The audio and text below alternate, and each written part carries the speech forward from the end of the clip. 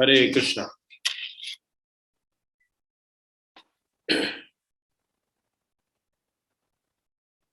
तो आप सभी भक्तों का हार्दिक स्वागत है। अभी अभी जो भक्त लोग पधारे हुए हैं, सो श्रीमद् भागवत को नित्य रूप में आप लोग इसको स्वीकार कर रहे हैं, आप इसको सुन रहे हैं। ये बहुत ही सुंदर संवाद है जिसमें हम देखते आए हैं। ये श्रीमद् भागवतम के तीसरे स्कंद में दो भाग हैं। उसमें का ये पहले भाग का लास्ट चैप्टर है। इसके बाद हम दूसरे भाग में जाएंगे। 3.17 वो पार्ट 2 है। तो हम देखते आ रहे हैं कि चार कुमारों ने जय और विजय को, दो द्वारपालों को क्या किया है? श्राप दिया है। तो यहाँ पे मेनली इस श्लोक में प्रभुपाद तात्पर्य में भी बता रहे हैं कि वैष्णव के साथ हमारा जो संबंध है वो कैसे रखना चाहिए। चतुष कुमार ने यहाँ पे क्या गलती की है, क्या भगवान ने इस गलती को करवाया है हमें सिखाने के लिए। Try to understand this. क्या गलती करवाई है हमें सिखाने के लिए। तो हमें हमें ये देखना है कि एक बेसिक टेंडेंसी आजकल हम में देखी जाती है कि हर किसी का स्वभाव है ना, वो जजिंग मेंटेलिटी हो गई है। जज करते हैं हम, एक्सटर्नली हम देख के सबको जज करने की कोशिश करते हैं। फॉल्ट फाइंडिंग का हो गया है, हम दूसरों में दोष ज्यादा देखते हैं। Fault finding. और हर कोई दूसरे में दोष देख रहा है, चाहे वो पारिवारिक हो, बिजनेस प्लेटफॉर्म पे देखा जाए या स्कूल कॉलेज में देखा जाए। तीनों श्रेणी में हम देख सकते हैं। हाँ, तो ये बेसिक स्वभाव बनते जा रहा है कि दूसरों के अंदर मैं कैसे दोष देखूं। चार कुमारों ने भी ये नहीं देखा कि ये कितनी अच्छी सेवा कर रहे हैं। उनका कार्य है रोकना। उनका काम है कि पासपोर्ट वैलिड है क्या नहीं चेक करना, एक्सपायरी हुई क्या नहीं, वीजा लगाया है क्या नहीं, वो चेक करना उसका कर्तव्य है। कोई एक बड़ा व्यक्ति जाए एयरपोर्ट पे, बड़ा बिजनेसमैन समझो, हमारे जैसे तुच्छती क्या है, कोई बड़ा बिजनेसमैन जाए और वो कहे कि वीजा इमिग्रेशन वाले ने मेरा पासपोर्ट मांगा, उसको पता नहीं मैं कौन हूं। तो ये मूर्खता होगी या नहीं होगी? मूर्खता है। उसका कर्तव्य है, तुम कितने भी बड़े हो, लेकिन मुझे जो सेवा दी गई है कि मुझे द्वारपाल बनाया गया है, कोई भी अंदर एंट्री करे तो पासपोर्ट होना चाहिए। हाँ, किसका पासपोर्ट? भक्ति का, हाँ, प्रेम का पासपोर्ट होना चाहिए, थप्पा लगाया होना चाहिए। हाँ, शिल प्रभुपाद ने रेकमेंड करेंगे तभी हम बैक होम टू गॉडेड जाएंगे ना। शिल प्रभुपाद रेकमेंड करेंगे, हाँ, अनुयायी रेकमेंड करेंगे। तो यहाँ पे अपराध हुआ है। तो आजकल ये देखा जाता है किसी भी व्यक्ति को अगर महान घोषित किया जाता है तो उसकी जजिंग मेंटेलिटी के ऊपर कितना बड़ा फॉल्ट फाइंडर है वो। हाँ? जो व्यक्ति दोष देखने में जितना निपुण होता है, उतना ही उसको इतना एडवांस समझते हैं महान व्यक्ति। देखिए, आपके ग्रुप में भी एक भक्त है जिसको जो सॉफ्टवेयर टेस्टिंग करता है।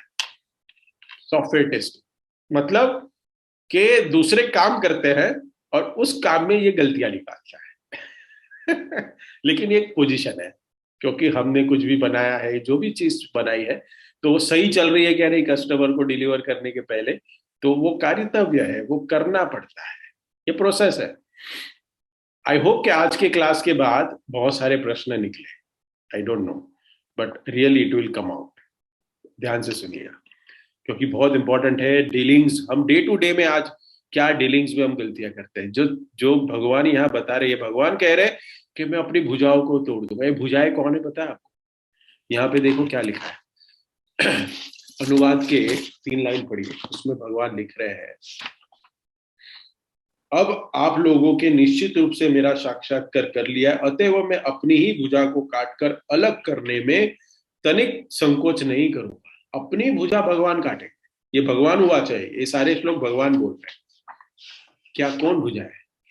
भगवान कह रहे हैं जय विजय मेरी दो भुजाएं, right hand and left hand है। हाँ, लेकिन मैं काटूंगा किसके लिए? किसकी रक्षा के? रक्षा के लिए, भक्त की रक्षा के लिए। प्रभुपाद भी अपने तात्पर्य में एंड में बता रहे हैं, हम इसके ऊपर चर्चा करेंगे। तो क्या है कि हम बाह्य रूप से दूसरों को जज करने की कोशिश कर रहे हैं, सभी लोग, सभी अपने अपने लेवल पे। और ये है ना, ये हमारी बीमारी नहीं है, ये है समाज की बीमारी, ये समाज का डिजीज है। ये डिजीज समाज में है, लेकिन वो समाज में ही हम रहते हैं। तो ये अभी देखा गया है कि वैष्णव परिवार में भी आ गया है, वैष्णव परिवार में भी आ गया है। फॉर एग्जाम्पल हम कहें, एक डिवोटी है, उसको हम नाम दे देते हैं ए या वन, हाँ चलो वन नंबर दे देते हैं। एक डिवोटी वन ने डिवोटी टू के बारे में डिवोटी थ्री को बताया। क्या? डिवोटी वन ने डिवोटी टू के बारे में डिवोटी थ्री के बारे में बताया। डिवोटी थ्री को बताया तो किन के बीच में कन्वर्सेशन चल रहा है? ये डिवोटी वन और थ्री के बीच में। अभी क्या बता रहा है? जानता है ये भक्त जो डिवोटी टू है, जब मुझसे मिला था इन्होंने मेरे साथ ऐसा किया।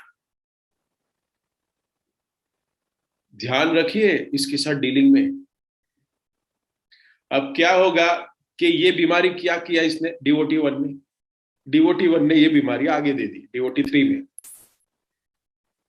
ठीक है, अभी ये वायरस ऐसा डाल दिया कि जब भी डिवोटी थ्री डिवोटी टू का एसोसिएशन लेगा तो क्या होगा?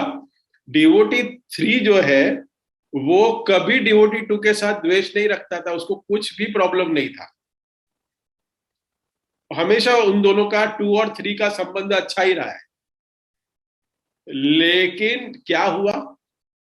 हमेशा ये दोनों का संबंध इतना अच्छा रहा, सेवा करने की भाव था और भक्ति में आगे बढ़े ऐसी चेतना थी, ऐसे ही प्रयास कर रहे थे। लेकिन डिवोटी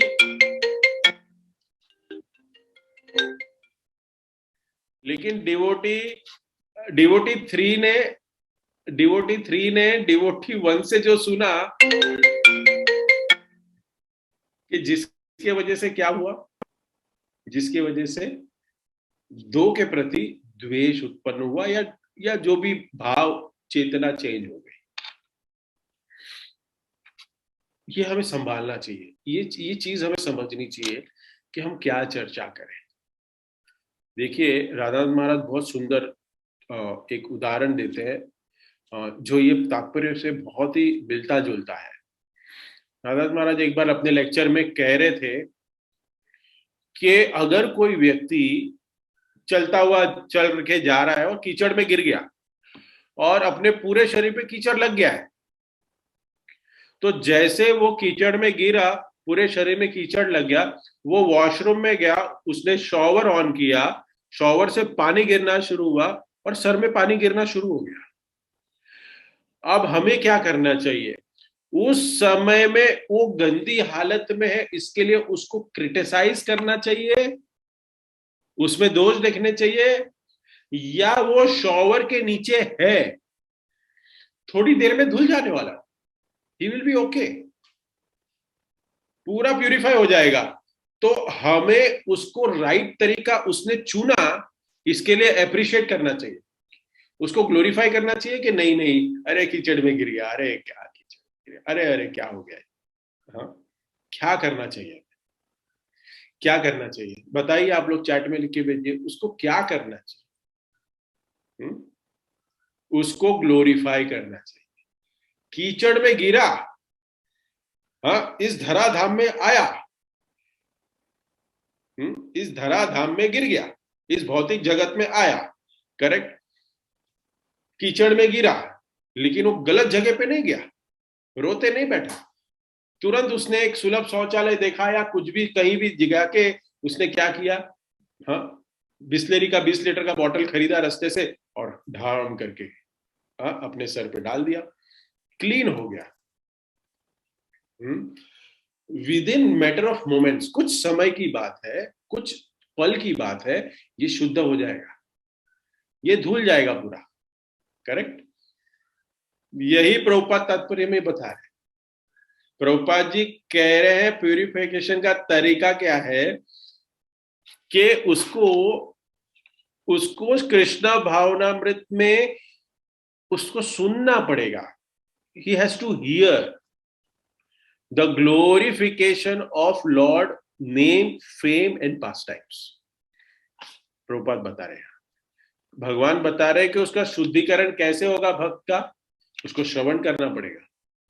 उसका श्रवण करेगा अपने कानों से, अगर गुणगान को सुनेगा तो क्या होगा, अगर वो कथा सुनेगा, यश के बारे में सुनेगा, कीर्ति के बारे में सुनेगा, चर्चा करेगा, तो अगर इस प्रकार से भक्त चर्चा करेगा तो क्या होगा, ये सारे पाप कर्म धुल जाएंगे, द्वेष धुल जाएगा।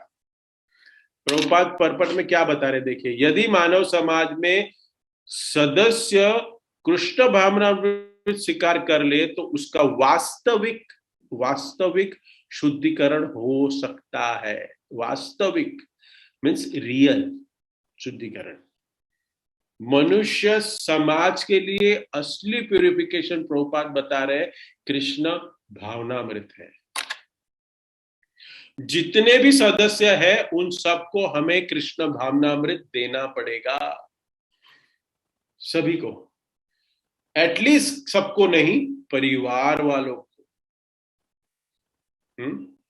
अगर सभी लोग कृष्ण भावनामृत स्वीकार कर लेंगे तो क्या हो जाएगा, निश्चित रूप से सब कुछ सुधर जाएगा। देखा गया है कि अगर परिवार में सारे भक्त है तो भक्ति करने का आनंद और भक्ति करना बहुत सरल हो जाता है। सरल मीन्स कुछ भक्त मुझे कहते हैं कि प्रभु जी भक्ति हो जाती है, करनी नहीं पड़ती, हो जाती है। करेक्ट। क्योंकि सभी उठ के क्या करेंगे सुबह, भगवान की सेवा। सभी का क्या कर्तव्य होगा, सभी का क्या गुण होगा, सभी का क्या कह सकते हैं कि हम लोग क्या लक्ष्य होगा, 16 माला जप करना, भगवान के लिए भोग बनाना, कथा कीर्तन सुनना, श्रवण करना, यही कर्तव्य होगा सबका, यही सोच होगी। इसके लिए बहुत जरूरी, इसलिए प्रभुपाद कह रहे हैं रियल जब हम वो चाहते हैं, शुद्धिकरण चाहते हैं, वास्तविक शब्द यूज किया है, वास्तविक शुद्धिकरण। शुद्धिकरण अभी हमने दो एग्जाम्पल देखा, हिज होलनेस राधानाथ महाराज जो बता रहे थे, वो हमारे रिलेटेड ही है कि कीचड़ में गिर गए। करेक्ट, कीचड़ में हम गिर गए, लेकिन कीचड़ गिरने के बाद he accepted the real process of cleanliness. कैसे क्लीन होगा, हमें भी इस धराधाम में गिर गए, हम भी इस भौतिक जगत में आ गए, लेकिन हमने क्या किया, हमने रियल प्रोसेस को लिया ना, हमने रियल प्रोसेस को क्या किया, एडप्ट किया, और एडप्ट किया तो क्या हुआ, हम प्रोसेस में लगे हैं, और प्रोसेस में जो लगे हैं जिसके वजह से क्या कर रहे हैं कि शुद्ध हो गए हैं। We are in a purification process. Prabhupada क्या बता रहे हैं कि यहाँ पे लोग क्या गलती करते हैं, वैष्णव नहीं, यहाँ पे डीटीज को स्टैच्यू मानते हैं, लिखते हैं पत्थर का, लकड़ी का बना हुआ मानते हैं। करेक्ट। और दूसरा क्या मानते हैं कि भक्त लोअर कास्ट गिरा हुआ मानते हैं, ये सबसे बड़ा प्रॉब्लम आजकल। कहते हैं इसका पतन हो गया है। कोई भी भक्त का फॉल डाउन नहीं होता। तो शास्त्र क्या कह रहे हैं, बहुत सुंदर श्लोक है, इसको आप देख सकते हैं कि ओम पवित्रो पवित्रो वा सर्व अवस्था गतोपि वा यह स्मरेत पुंडरीकाक्षम स बाह्य भरंतरः शुचि। बहुत सुंदर श्लोक है ये। किसी भी अवस्था में क्यों ना हो, अपवित्र पवित्रो वा, भले वो इम्प्योर हो, अपवित्र पवित्रो वा सर्वा अवस्था गतोपि वा, डिवोटी कोई भी कंडीशन में क्यों ना हो, कोई भी कंडीशन में, लेकिन उसमें एक गुण क्या है, उसमें एक गुण है कि जो व्यक्ति पुंडरीकाक्ष की, जिसकी लोटस आईज है, उसका स्मरण करता है, भाइया भयंतर भयंतर शुचि ही, हाँ, बाहर से और अंदर से शुद्ध हो जाता है। जो व्यक्ति इतने राइट ट्रैक पे है, हाँ, ये श्लोक बता रहा है कि एक व्यक्ति अगर भगवान श्री कृष्ण की, भगवान पुंडरीकाक्ष की इतनी सुंदर तरीके से भक्ति कर रहा है, वो गलत कैसे हो सकता है? उसमें फॉल्ट का सवाल ही पैदा नहीं होता उस व्यक्ति में। अगर कोई व्यक्ति ऐसे व्यक्ति में फॉल्ट ढूंढता है, मतलब वो फॉल्ट उसके अंदर है। शास्त्र यही कह रहे हैं कि उस व्यक्ति का शुद्धिकरण निश्चित अवस्था से 100% हो रहा है, 100% हो रहा है। उस व्यक्ति का प्यूरिफिकेशन 100% होगा। अगर कोई व्यक्ति इस बात पे डाउट करता है तो वो शास्त्रों की अवहेलना कर रहा है। और देखा जाए तो क्या करना है कि कर रहा है, वो नाम के प्रति भी अपराध कर रहा है, क्योंकि शास्त्रों के प्रति विश्वास नहीं है। उसको यकीन नहीं है कि कोई भी व्यक्ति शास्त्रों को सुनता है, हरि कथा सुनता है, श्रवण करता है, हरि नाम लेता है, तो उसका शुद्धिकरण होना निश्चित ही है। शास्त्र ये कह रहे हैं प्यूरिफिकेशन को लेके, भक्त को शास्त्र कह रहे हैं। लेकिन देखिए, जब कोई व्यक्ति या जब कोई भक्त एक कोई विचार बनाता है कि मैंने विचार बनाया कि मैं कल से भक्ति करूंगा, भक्ति करना शुरू करूंगा, तो देवी देवता कैसे ट्रीट करते हैं आपको पता है? सिर्फ संकल्प मात्र से, भक्ति करने की संकल्प से देवी देवता क्या ट्रीट करते हैं? आचार्य कहते हैं कि यमराज जी सोचते हैं कि इसने सोच लिया कि कल से हरिनाम लेगा, कर नहीं रहा है। यमराज जी सोच रहे हैं कि कल से करेगा, व्हाट्सएप ग्रुप पे ऐड कर दिया है उसको, और फिर कल से उसको सेशन में आने के लिए इनवाइट किया है, और उसने एक डिवोटी को कमिट किया कि मैं आऊंगा। ओके माता जी, ओके प्रभु जी, मैं आता हूं, मैं सुबह उठूंगा, मैं आऊंगा। ऐसे व्यक्ति के लिए यमराज जी क्या कह रहे हैं सुनिए। इसकी प्यूरिफिकेशन गारंटी है, गारंटीड, निश्चित रूप से इसका प्यूरिफिकेशन होगा 100%।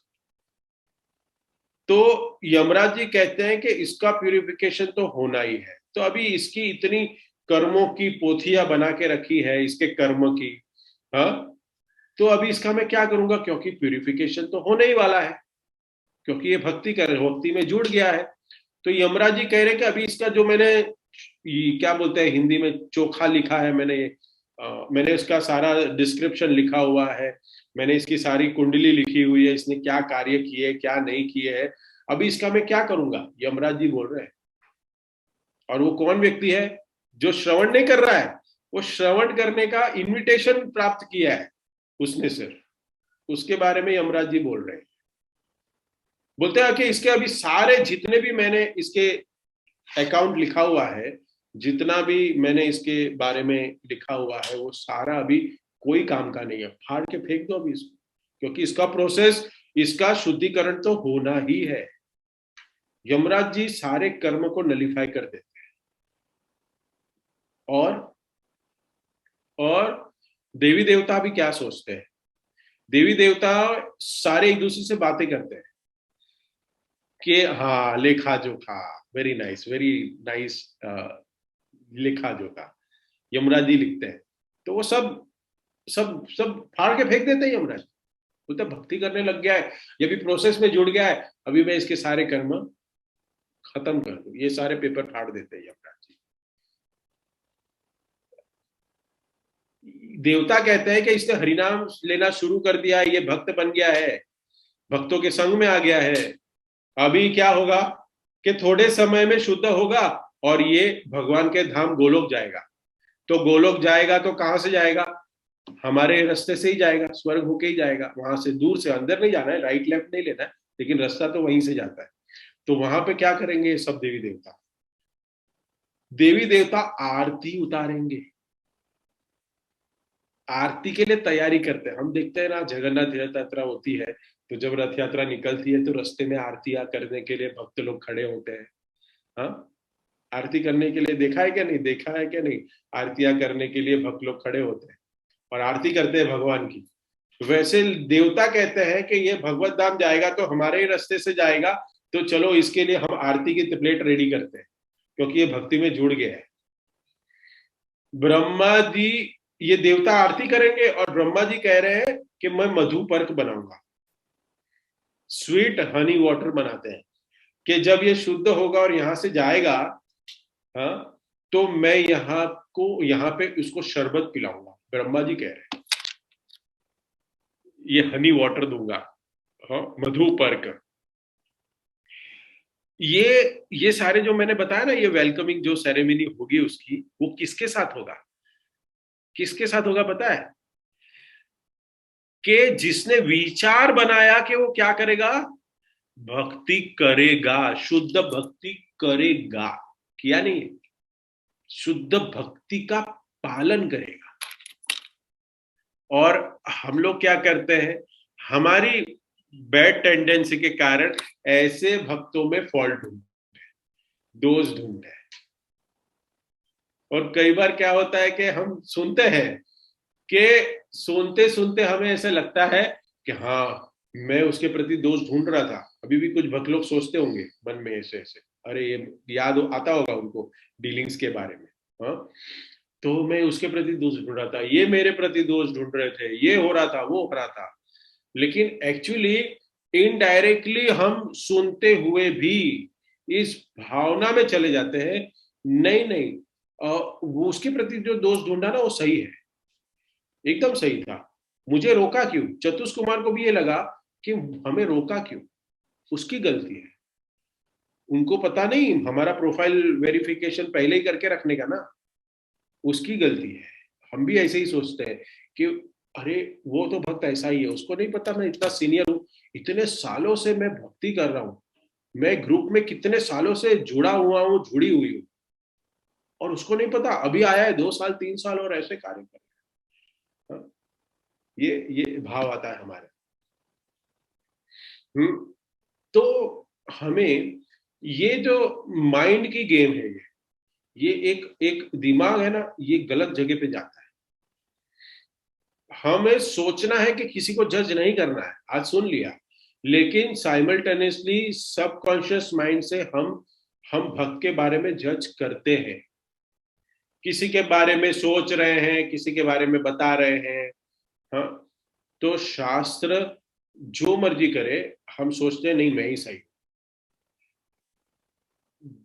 ये बंदा नहीं सुधर सकता, ये डिवोटी नहीं सुधर सकता, इसमें ये प्रॉब्लम है, ये हम सोचते रहते हैं, इसलिए हम शास्त्रों की अवहेलना कर रहे हैं, क्योंकि शास्त्रों में लिखा है कि ऐसे नहीं करना है। इसलिए ऐसा व्यक्ति क्या करता है, हर भक्ति के पॉइंट पे, भक्ति के जो हमारी जर्नी है उसमें स्ट्रगल करता है भक्ति करने के लिए, और वो भक्ति करके भी खुश नहीं रहता, क्योंकि वो वैष्णव अपराध करता है, वो शास्त्रों की भी अवहेलना करता है। इसलिए कभी डिवोटी को, कोई भी डिवोटी को अगर देखो, देखिए, एक भक्त है, समझिए, एक भक्त मेट्रो से जा रहा है, करेक्ट, और कुछ लोग उसने देखे कि हरे कृष्ण चैंटिंग कर रहे थे मेट्रो में, तो उसको देख के बहुत अच्छा लगता है उसको, करेक्ट, देखा है ना आप लोग जब भी ट्रैवल करते हो और आपको कोई तिलक वाला, कंठी माला वाला और जप वाला वाला दिख जाए, तो आपका रिएक्शन क्या होगा, चैट में लिख के, आप खुश होंगे या ना खुश होंगे, कैसा लगेगा आपको? हाँ, किसी भी भक्त में 95%, 85%, 80% चीजें अच्छी है, he has a good qualities. हाँ, आज मुझे बताइए, कंठी माला पहनी है, कितने लोग कंठी माला पहनते हैं बताइए, कितने लोग पहने होंगे? 4 नियमों का पालन एक भक्त करता है, कितने लोग पालन करते हैं बताइए? मांस नहीं खाता, अरे मांस तो छोड़ो, है ऑनियन एंड गार्लिक भी नहीं खाता, किसके लिए छोड़ा उसने? कितने अच्छे गुण है, कितनी अच्छी तपस्या कर रहा है, 16 माला का जप कर रहा है, 4 नियमों का पालन, कंठी माला पहनना, 16 माला का जप, इतना सब कुछ कर रहा है, लेकिन हमारी मानसिक विचारधारा कैसी है, एक मल के कीड़े की तरह, कि थोड़ा सा मल पड़ा हुआ ना उसकी तरफ जाएगा, लेकिन वो जो गाजर का हलवा पड़ा है उसकी तरफ नहीं जाएगा वो कीड़ा। एक मक्खी जो होती है ना, वो वो एक मक्खी हो, वो सुंदर गार्डन में क्यों ना घूमती हो, उड़ती हो, अगर मक्खी, वो फूल के ऊपर नहीं बैठेगी। सुंदर सुंदर फूल है जिसमें कमल है, गुलाब है, चमेली है, मोगरा है, चंपा है, जिसकी सुगंध तो फैल रही है सब तरफ। लेकिन एक जो मक्खी होती है ना, वो गार्डन में पड़ी हुए कोई कूड़े कचरे में जाके बैठती है। इसमें फूलों का दोष नहीं है, उस मक्खी का स्वभाव ऐसा हो गया है, उसको गंदगी दिख रही है, उसको आसपास ग्रीनरी, फूल, उससे कोई मतलब नहीं है, उसकी टेंडेंसी मल से है, कचरा, क्योंकि मल, कचरा जो है उसके मन में बैठ गया है। हम शास्त्रों की कथा सुनते हैं ना, अजामिल की कथा आप लोग ने सुनी है, करेक्ट?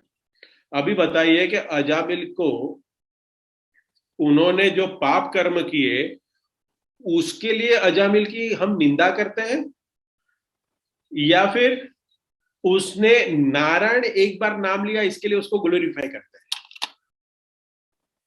क्या करते हैं? ग्लोरीफाई एक बार नारायण बोला इसलिए हम इस कथा को बार बार सुनाते हैं। एक बार नारायण बोलने से उसका उद्धार हो गया, हम ग्लोरीफाई करते हैं क्योंकि उसने भगवान का नाम लिया। हम उसने ये नहीं बोलते कि उसने सालों साल क्या किया, हाँ पाप किया, वैश्यों के साथ रहता था, मदिरा पान करता था, हाँ लोगों को लूटता था, खून करता था, इसकी चर्चा नहीं करते, कोई नहीं करता। हम ग्लोरीफाई करते हैं अजामिल को कि भगवान का नाम जप किया। हरिदास ठाकुर, हरिदास ठाकुर की परिस्थिति क्या थी, इतना गिरा हुआ मानते थे उनको कुछ लोग, कि इनको जब 22 बाजारों में काजी ने पीटने को कहा हरिदास ठाकुर को, तो 22 बाजारों में पीटने के बाद मारने वाले थे ना, वो इतने थक गए थे कि वो खड़े ही नहीं हो पा रहे थे। मारने वाला, मार खाने वाला नहीं, तो मार मार के थक गए मारने वाले। और और हरिदास ठाकुर बैठे हुए, मार खाने वाले हरिदास ठाकुर, आचार्य श्री हरिदास ठाकुर, नामाचार्य श्री हरिदास ठाकुर बैठे हुए हैं, मारो मारो। और मारने वाला थक गया है, थक नहीं गया है, सो गए, लेट गए, अभी नहीं होता आपसे। अब जब ये जो मारने वाले थे वो क्या सोचने लगे, ये जो प्रसंग है ना, ये रिलेटेड है, क्योंकि इसमें आता है, देखिए कि कोई सोचते कि निम्न जाति के आने वाले व्यक्ति जिसने कृष्ण भावनामृत स्वीकार कर लिया है, अब भी उसी निम्न जाति का है। प्रभुपाद तात्पर्य में लिख रहे हैं, उसके रिलेट में है ये कि हरिदास ठाकुर निम्न जाति के थे। ये सारे जो पीटने वाले थे काजी के सैनिक, वो कह रहे कि हमने आपको इतना पीटा, आपने, आपको इतना मारा हमने, लेकिन आपको कुछ हो ही नहीं रहा है। हमने दूसरों को मारा, खत्म हो गए, हम तो इतने बड़े टेररिस्ट हैं कि इतने सारे लोगों को हम मारते हैं, लेकिन आपको दर्द भी नहीं हो रहा है, क्या हो गया ऐसा? हाँ, आप हमें देख के ऐसे मुस्कुरा रहे हैं कि आपको हम पर दया आ रही है। हरिदास ठाकुर को कह रहे हैं सैनिक, ये काजी के, वो कह रहे हैं, तो उन्होंने क्या कहा कि हम आपसे प्रार्थना करते हैं, सैनिकों ने, कि आप मर जाइए। हरिदास ठाकुर को सैनिकों ने कहा आप मर जाइए, अगर आप नहीं मरेंगे तो काजी जो नवाब है ये हमें और हमारे परिवार को मार देगा। देखिए, हरिदास ठाकुर ने कहा ठीक है, अगर आपकी यही इच्छा है तो मर जाता हूं। हरिदास ठाकुर ने अपने सारे लाइफ के जो जो सिम्टम्स है वो सब बंद कर दिए, सांस बंद, धड़कन बंद, खुद बंद कर दी। और फिर ये सैनिकों ने काजी के सामने जाके हरिदास ठाकुर की बॉडी को फेंक दिया, वो जो सभा है ना उसमें। काजी ने कहा ये क्या है? तो कहा हरिदास ठाकुर देखो, इसको हम मार के लेके आए, सैनिकों ने प्रस्तुत किया। तो काजी ने कहा इसको दफना दो हरिदास ठाकुर को। क्या कहा? दफना दो। लेकिन एक व्यक्ति वहां का जो उनका धर्म गुरु है ना, वो कहता है दफना दफना नहीं सकते इसको, इसको इसको इसको हम दफना नहीं सकते, क्योंकि इसने पूरे जीवन में नीच हिंदुओं की तरह कार्य किया, इसको गति प्राप्त नहीं होनी चाहिए। उनका जो काजी है ना, उनका जो एक धर्मगुरु है ना, वो बता रहा है कि इसको दफना नहीं सकते, ये दफनाएंगे तो इसको गति प्राप्त होगी, इसको जला दो। और जैसे जलाने का डिसीजन लिया तो ब्राह्मण बीच में आ गए, बोलता नहीं, इसको जला नहीं सकते, इसको जला ही नहीं सकते, क्योंकि ये नीच है। ये मलेच्छ परिवार में जन्म हुआ है इसका, इसको जला नहीं सकते आप। तो क्या करें? दोनों में झगड़ा हो गया, दोनों में झगड़ा हो गया, और क्या करें? जैसे कूड़े को फेंक दिया जाता है ना कचरे में, वैसे हरिदास ठाकुर की बॉडी को गंगा में फेंक दो, ऐसे डिसीजन लिया गया। बोलिए, इस प्रकार का ट्रीटमेंट हरिदास ठाकुर के साथ कर रहे थे। जबकि ब्राह्मण को क्या होना चाहिए था? नॉलेजेबल होना चाहिए था, कि ब्राह्मण को यह समझना चाहिए था कि भगवान का नाम जप कर रहा है, लेकिन नहीं।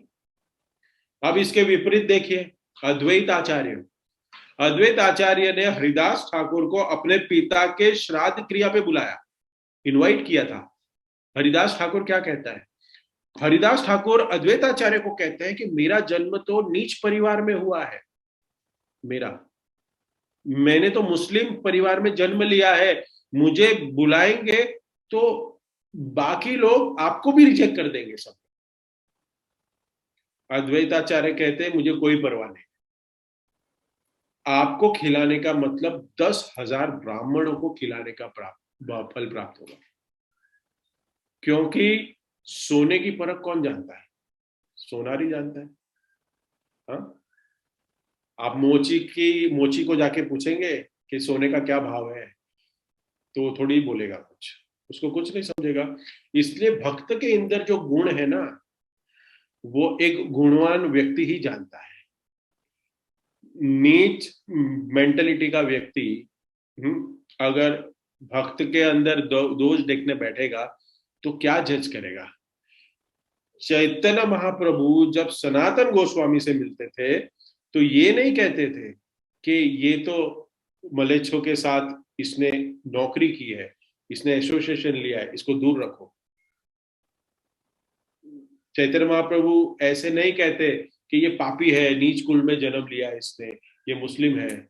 नहीं, चैतन्य महाप्रभु जब भी सनातन गोस्वामी को देखते उनका आलिंगन करते थे। तो एक भक्त ऐसे विचारधारा रखनी चाहिए, भक्त को ऐसी विचारधारा रखनी चाहिए जैसे अद्वैत आचार्य ने सिखाया, चैतन्य महाप्रभु स्वयं सिखा रहे हैं कि। और इसलिए प्रभुपाद यहां लिख रहे हैं कि नीच कुल में क्यों ना जन्म हुआ हो, तात्पर्य में लिख रहे हैं, लेकिन जैसे वो भक्षण भावनामृत में जुड़ा हुआ है, वो वैष्णव है, वो एक महान व्यक्ति है, क्योंकि वो प्रोसेस में जुड़ा हुआ है। तो यहां पे हम समझ सकते हैं अगर किसी को जज करने का अधिकार है तो वो केवल और केवल कृष्ण के पास है, क्योंकि कृष्ण उनकी सारी स्टोरी जानते हैं, कृष्ण उनका पास्ट जानते हैं, कृष्ण उनका प्रेजेंट जानते हैं, और कृष्ण उसका फ्यूचर भी जानते हैं। इसलिए भगवान जज कर सकते हैं, हम नहीं। क्या है, हम किसी भक्त के बारे में टिप्पणी कमेंट करते हैं, अगर दोष देखते हैं, तो क्या हम उसका पास जानते हैं, इतिहास जानते हैं? नहीं, नहीं जानते। लेकिन श्री कृष्ण भगवत गीता में क्या कहते हैं देखिए, प्रभुपाद भी तात्पर्य में लिख रहे हैं, भगवत गीता के 9.30 से 32 में स्पष्ट कहा गया है कि चाहे शुद्ध के कहा गया है कि चाहे मनुष्य सुंदर आचरण का न हो, किंतु यदि वह केवल कृष्ण भावना को ग्रहण करता है तो वह साधु स्वभाव वाला व्यक्ति समझा जाता है। 9.30, 31 और 32। कभी कभी ये सारे श्लोक है ना, हमें याद रहने चाहिए, क्योंकि भक्तों के प्रति जो हम फॉल्ट फाइंडिंग करते हैं उससे बचे। ये वर्ष है उसके। ये बहुत सुंदर श्लोक है, 9.30। उसका मैं इसको मैं पढ़ूंगा और हम इसका थोड़ा अनुवाद पढ़ेंगे, देखेंगे कि इसमें क्या प्रभुपाद हमें लिख रहे हैं। अपि चेत स दुराचारो भजते माम अनन्य भाकः साधुरेव समन्त्यव्यय सम्यक व्यक्तवसितो ही सह। साधुरेव स मंतव्य सम्यगव्य वसितो ही स। 9वें अध्याय का 3रा श्लोक में कह रहे हैं, यदि कोई जघन्य से जघन्य कर्म करता है, ध्यान से सुनिए, यदि कोई जघन्य से जघन्य कर्म करता है किंतु यदि वह भक्ति में रत रहता है तो उसे साधु मानना चाहिए। भक्ति में रत रहने वाला व्यक्ति, उसको साधु मानना चाहिए। ये कौन कह रहा है श्लोक, पता है आपको कौन कह रहा है? कौन से वाले भगवान है अपने? हाँ, कौन से वाले भगवान है? हाँ, कृष्णा। कृष्णा वो कह रहे हैं। अर्जुन, धृतराष्ट्र या कोई संजय नहीं कह रहा है। सुप्रीम पर्सनैलिटी ऑफ गॉडेड, सर्व कारण कारणम, सर्व धर्मान परित्यज्य मामेकम शरणम वाले भगवान, मनमना भव मद भक्तो मद्याजिमा ममस्कुरु, वो वाले भगवान क्या कह रहे हैं? कितना भी क्या कहते हैं इसमें कि कितना भी गिरा हुआ कर्म किया क्यों ना हो, भक्ति में रहता है तो साधु, रत रहता है तो साधु मानना चाहिए। कृष्ण कह रहे हैं। इसका अगला श्लोक क्या है देखिए, उस भक्त का पतन क्यों नहीं होता? इस तात्पर्य और श्लोक में ये बता रहे हैं कि क्यों नहीं होता। इसका अगला ये श्लोक में कहते हैं, श्रीप्रम भवति धर्मात्मा शश्व शांति निगच्छति कौन्तेय प्रति जान ही न मे भक्ता प्रणश्यति, न मे भक्ता प्रणश्यति। इस भक्त का पतन क्यों नहीं होता? क्योंकि गारंटी वाले को लेने वाले कौन है? भगवान श्री कृष्ण। और क्या ले रहे हैं? वे तुरंत धर्मात्मा बन जाता है, वे तुरंत परमात्मा बन जाता है और स्थायी शांति को प्राप्त होता है। हे कुंती पुत्र, निडर होकर घोषणा कर दो कि मेरे भक्त का कभी विनाश नहीं होता, कभी कभी पतन नहीं होता। निरंतर लगा रहेगा, निरंतर जप करेगा तो वो आकस्मिक पतन जो है उससे भी बच जाएगा। इसमें प्रभुपाद तात्पर्य में यही श्लोक के एंड में लिख रहे हैं, यह भक्त को आकस्मिक पतन से बचाएगा, इस प्रकार वह समस्त भौतिक कल्मशों से सदैव मुक्त रहेगा, सदैव मुक्त रहेगा। जो फॉल डाउन है उससे भी बचेगा, क्योंकि हरे कृष्ण महामंत्र का जप कर रहा है। मेरे भक्त का पतन ही नहीं होता, भगवान कह रहे हैं। अगर मेरा भक्त मर भी जाता है, सुनिएगा इसको ठीक से, फिर भी उसका पतन नहीं होगा, क्योंकि उसकी रक्षा कौन करेंगे? भगवान श्री कृष्ण करेंगे। इसलिए इस बात को अच्छे से समझिए, इस पॉइंट को समझिए कि श्री प्रभुपाद जी आज के तात्पर्य में जो बता रहे, लास्ट लाइन में निष्कर्ष यह निकाला कि यदि कोई गंभीरता के साथ कृष्ण भावनामृत को ग्रहण करता है, ये भागवतम जो हम पढ़ रहे हैं जिस श्लोक का, उसका लास्ट 6 लाइन में ये है, निष्कर्ष यह निकाला कि यदि कोई गंभीरता के साथ कृष्ण भावनामृत को ग्रहण करता है तो वह पहले से शुद्ध हुआ माना जाता है। प्रभुपाद कह रहे हैं उसको शुद्ध मानो, उसको समझो मत शुद्ध होगा, उसको शुद्ध मानो लिखा हुआ है। इसलिए इस बात को विचार करना चाहिए कि इस भक्त का शुद्धिकरण, प्यूरिफिकेशन निश्चित है, क्योंकि भक्त निरंतर रूप से भगवान नाम का जप कर रहा है। Star mark. माया, मम माया दुरतया, माया के प्रभाव में आके उसका एक्सटर्नली फॉल डाउन हो सकता है, लेकिन निरंतर वो भगवान की शरण में रहने की जो भक्त कोशिश करता है, हा? अभी वो फॉल डाउन हो गया है तो ऐसे नहीं सोचता अभी अरे मेरा क्या होगा, अभी मैं क्या करूंगा, मैं दूसरे देवी देवताओं की पूजा में चला जाता हूं। नहीं, वो कृष्ण की शरण में ही रहता है, शरण कृष्ण की ही शरण में लगा रहता है, और शरण में रह के विधि विधान से भक्ति करता है। ऐसा भक्त तुरंत शुद्ध हो जाता है। इसमें प्रभुपाद है ना, प्रेजेंट टेंस लिखा हुआ है, प्रेजेंट टेंस है इसके अंदर। विश्वनाथ चक्री ठाकुर, एक भक्त का मैं जब लेक्चर सुन रहा था इस श्लोक के बारे में, तो उन्होंने कहा कि विश्वनाथ चक्री ठाकुर इसको प्रेजेंट टेंस में बता रहे हैं, पास्ट टेंस में, ये फ्यूचर टेंस में नहीं बता रहे कि शुद्ध होगा, शुद्ध होगा नहीं बता रहे, हो गया है। हमें इस पॉइंट को समझना है अभी बस। शास्त्र हमें समझा रहा है कि जो कृष्ण की शरणागति में है वो शुद्ध हो जाते हैं। देवी देवता जब कोई नाम जप करने की, भक्ति करने की सोचता है तो देवी देवता सोचते हैं शुद्ध हो जाएगा, ये धाम चला जाएगा। शास्त्र उन भक्तों के साइड से कह रहे हैं, देवी देवता ये कह रहे शुद्ध हो जाएगा, शिल प्रभुपाद कह रहे ये शुद्ध हो गया ऑलरेडी, और हम क्या कर रहे हैं? सॉरी, उसके पहले कृष्ण भी तो बोले भगवत गीता में कि ये ऑलरेडी महान है, इसका कभी पतन नहीं होगा। तो हमें ये समझना चाहिए कि हम क्यों भक्तों के प्रति जजमेंटल है, हम क्यों भक्तों के प्रति हम फॉल्ट फाइंडिंग कर रहे हैं।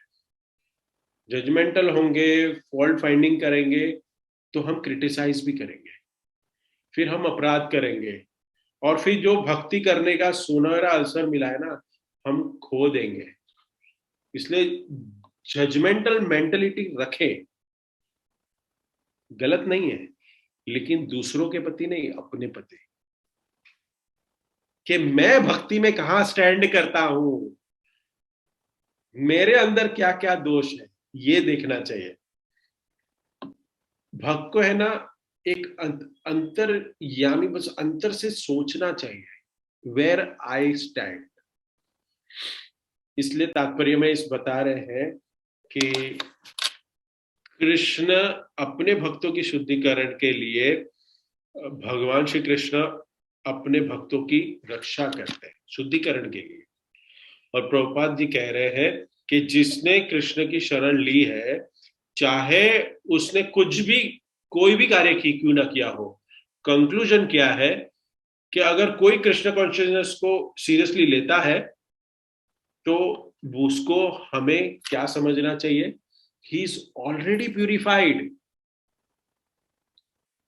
ऐसा समझना चाहिए। But there is a star mark which your question can be answered. What is that star mark? कि यहां पे लिखा है कि गंभीर भक्त, जो गंभीरता से कृष्ण भावनामृत को ग्रहण करता है, गंभीरता पूर्वक। तो आज जो मैंने बताया ना, इस गंभीरता पूर्वक के लिए बताया। We should not consider our self in this category. इसलिए ये हमें बहुत, ये जो जो संवाद है, और ये आज भी मैं आज सुबह सोच रहा था कि ये श्रील प्रभुपाद ने अगर ये तात्पर्य नहीं लिखा होता तो हम ये श्लोक को क्या समझते हैं, भगवान के श्लोक को हम क्या समझ पाते हैं कि क्या लिखा है, भगवान क्या बोल रहे हैं। तात्पर्य इतने इंपॉर्टेंट है प्रभुपाद के, हमें ज्ञान दे रहे हैं।